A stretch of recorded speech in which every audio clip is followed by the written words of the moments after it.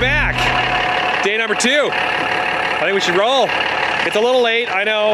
We're actually towards the evening of the day, but we had to make a trip, pick up some parts this morning while it was lightly raining. It didn't rain that much, but it rained enough to stop this morning at least.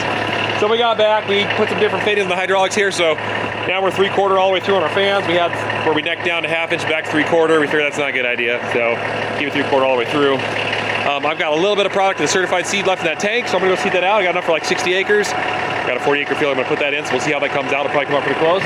And then I gotta calibrate, which I haven't done yet, tank number 2, which is 120 bushels we have full of seed. I'm gonna go ahead and start using that one. And I do have fertilizer still, and then when Legarms is done treating seed with the haul side draw, he'll come by and top us off. So let's get down the road.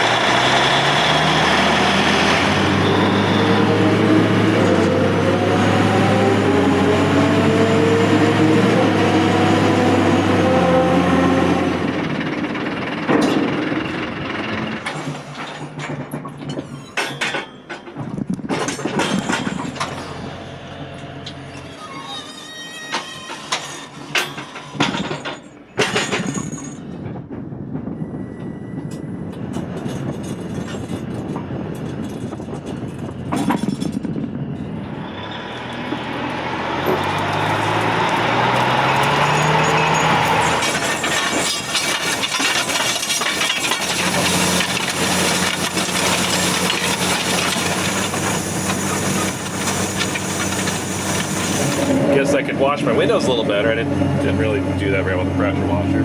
Things are running great so far. Had to take legs off, turns out they get in the way when you wing it up, so we'll put them back on in a minute. They're just, some of them are just hanging out right there. I haven't put them on yet. I just opened up on my monitor here, just checking out my tanks, the scales.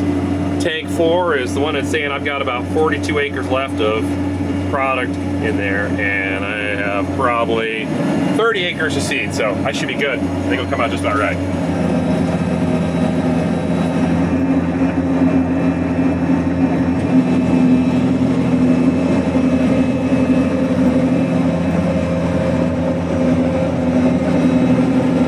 So because I'm doing the headlands right now, I've already fertilized most of this spot as I come in to pull out and turn it back in.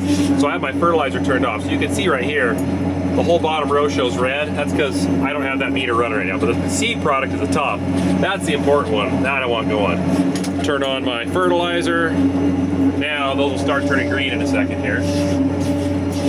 There they go. See them lighting up green? Except for that one. There it goes. A little slow. Anyways, all can be solved with just an extra monitor. Another monitor, just a tablet of some type. Doesn't have to be big. Just something that you can see all those runs on, that's separate, that alerts separately, and keeps your primary seed monitor independent. Now, I was told that an external monitor option is coming down the pipeline for Aussie, so it's coming. Probably just not a great fit for this particular monitor I have, but yes, when that one comes, and you have a separate monitor. Money.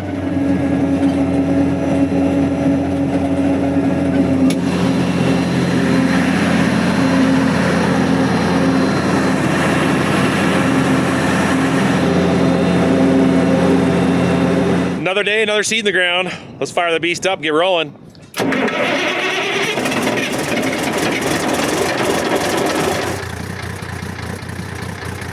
One thing on our bucket list, which we haven't gotten to yet, which we really need to do because it's not safe. I really got to get some kind of grill around that fan down there.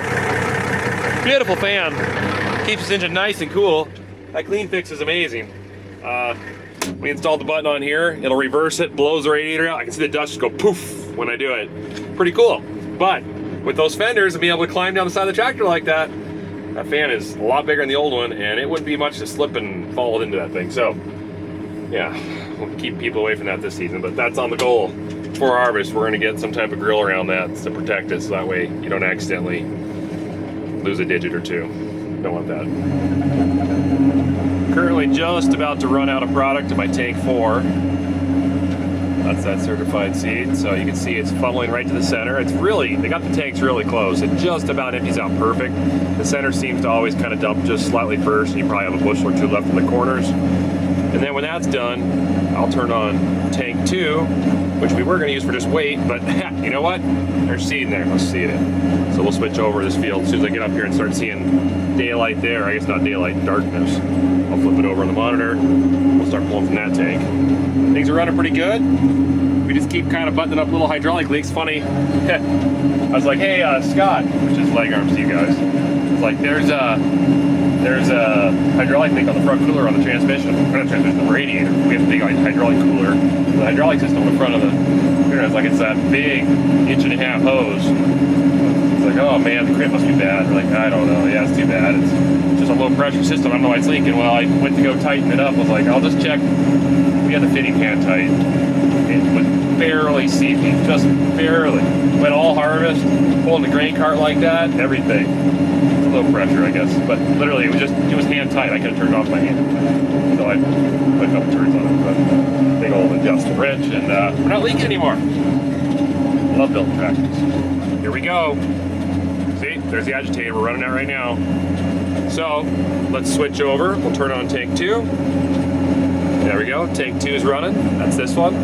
Tank 1, or tank 4, we'll let that run a little bit. Now, here's I should try to think of the orientation of the camera.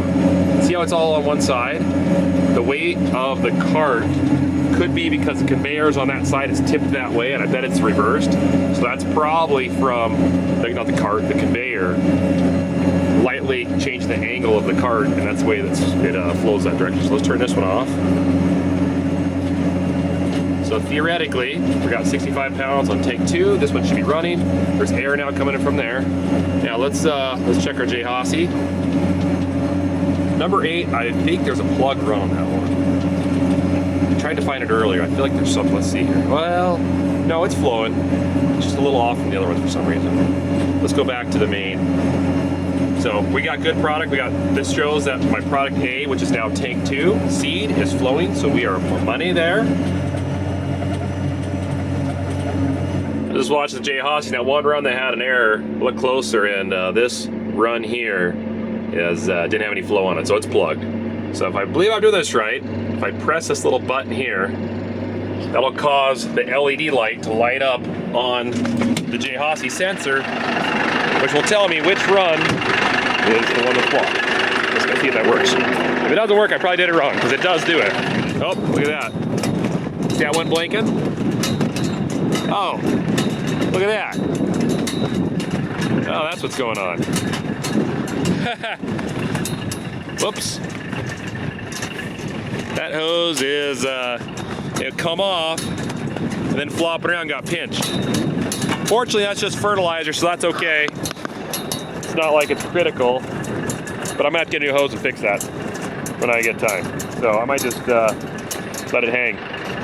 All right, good. I learned something. That's how that works. That's pretty cool. Tells me exactly which one, and that was it. Moving on. I wonder what the chances are of this thing still flowing. Should we find out? I lost the hose clamp, but I'm just gonna shove it down in here. I think it'll stay. For now, that's pretty tight.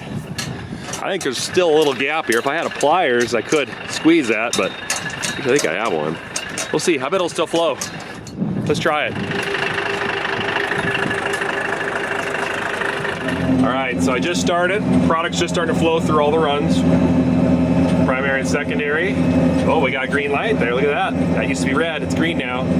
All right, so everything's operating. Let's take a look closer at this. Let's pull up that run. So far, so good. Looks like it's right in nominal. Perfect. All right, well, I guess I won't replace that hose. We still got life left there. If you're running like 200 pounds of product through that, then maybe that'd be a problem. But at 50 pounds, yeah, it's a little trickle. Take a look at our Ag Vision here. You can see we have a ladder now. That was not there previously. And if you watch closely, I don't know, with all this bouncing around, it's probably hard to see on the camera. I can see it slowly flowing to the center right there. That's nice. I gotta show you guys something. So behind the scenes, you didn't meet them. Our recently friend Tom and John. Tom works at SunSource, the largest dam box dealer in North America. And John is a good friend of Tom. He's a customer, and John's a 78 years old. He's an incredible guy, and he is programmed all the logic and software for our controller for our hydraulics. He custom built that for us. The logo on here and everything. I mean, the guy is incredible. I've been working with him. So it's been a lot of back and forth figuring out what we needed exactly to run this setup that we have. And he set it up so that I can change the way my downforce works. Because like this drill needs leveling and downforce. So that's the two remotes at the top. This is the fans, fan 1, fan 2. One's a larger valve, one's a smaller valve. That's why the percentages are different. This one, I can switch so that when it goes into grain cart mode, it'll work for just running the auger. I also have it set so I can run our other air drill with that Flexco 3555 cart. Because you use the fan to run the conveyor and the fan, the same circuit, but it's ran from here, you just got to reverse it. So anyways, what I'm trying to get at is, it wasn't as easy as just plug it in and go. He created a system so that if I say, let's just take the pressure off the leveling or the downforce, okay, right now there's no flow. When I click down, he gives me 2 seconds, it flashes, 2 or 3 seconds to use a shift command, which is down here, or you could say just your command button. So if I press it, press the command button, now that locks in the downforce at 70% flow from that valve. If I need to undo it, I just press up, it disengages. So when I get to the end of the field, I hold up, lift the toolbar out of the ground. When I'm ready to set it back down, I just hit down, click, bam, now I'm back in downforce mode. Same goes for my leveling as well. Oh, I don't know if you see what I see. Slow her down. Nice, this tractor has a torque converter in the transmission. Because I can just throttle back and stop, put her in neutral.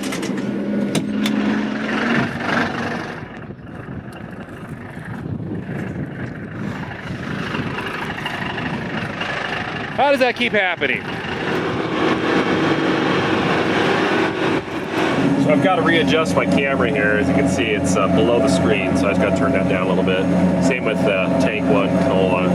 I've got the J Hossie on the primary A, which is the seed. And I'm just watching, and it should start to turn red in the center here when the V hits the meter roller. So when that happens, I know I'm out. I'm also watching my weight, but I'm not remember if I zeroed out the scale on that tank properly. So I don't know if I can fully go by the weight that I have left in here. It says I have 1,200 pounds, but I don't know if that's accurate. So we'll just keep an eye on this, and then when it gets down, I'll head back, get some product. Leg Arms is gone this morning. He'll be back, so it's a one-man filling show. He had already filled his load this morning, so he'll be doing it too. And once he gets back to top off that haul, also we have plenty to go when we get empty again. All right, let's go get that truck. I think there's enough product there to get me mostly full, so we'll do that.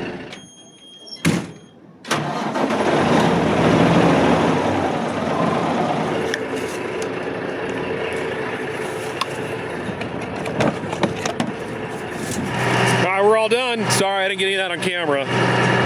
Just didn't work out quite right.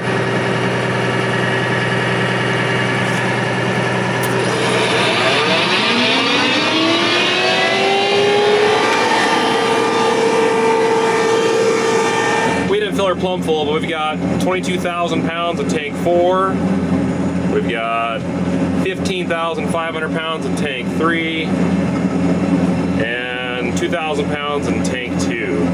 So what is that? 22, 15. We're getting close to 40,000 pounds of product, somewhere in that area. Hello. Today, no.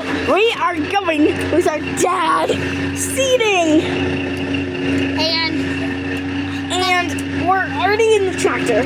We're just waiting for him to get started. So as you can see, there's the steering wheel. Hey, you're not supposed to be.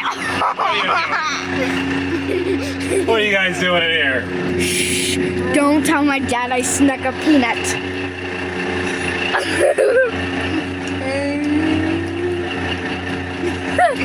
And my uncle.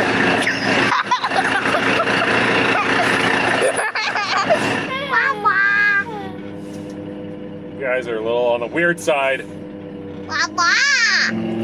Guess I am too. We're moving. Things are happening. So we're on our pea acres. This was yellow peas last year. Wow, my hand is dirty. I'll fix it later. There's a lot of growth out here. The pre-emergent we put down didn't kill very well last year. And there's just tansy mustard everywhere and cheatgrass. And normally I'd be pre-spraying ahead of the drills, but it's been so light weed pressure until now. We just haven't had sprayer going, but I'm gonna come back after. That's typically not what you'd usually do, but I'll come back probably in a week or two before it emerges out of the ground, the seed, and I'm gonna take care of this weed problem, clean it up real good. Usually tansies, that's okay to seed over and spray out because they're not like cheatgrass. Cheatgrass, on the other hand, you can bury really easy. But we'll see how that goes. But anyways, hey, let's check out these row units. See how well they can track the ground. They call them the subframe, but I'll show you guys the flexing of this Stealth Flex.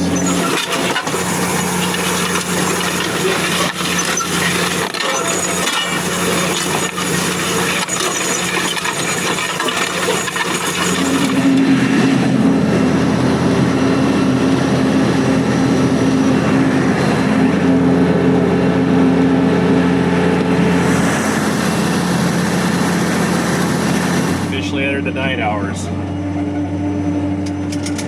Just a little bit of horizon left there. The flag is not liking spinning around the pole. Keeps getting caught at the top. Swivel up there, so here's some rough edges. I'll try to clean that up. My camera has shut off a number of times. Not cameras. My cameras have shut off a number of times, but I think it only does it when I turn to the right, which tells me I've got a wire that's too tight on the center hinge point. So I loosened them all up. I think it's helping. But anyways, everything's running really good. Beautiful sunset. Get this field done. I'll call it after this. Still got a product to tank. This tank's so big. I don't know. I'm just not used to 800 bushel tanks so far for seeding. And 800 bushel capacity in tanks. And you just keep going. Plus, we put the low rate on too. It just adds to that even more. So yeah, it's a lot of acres done with this. All right, finished. That's it. Shut her down.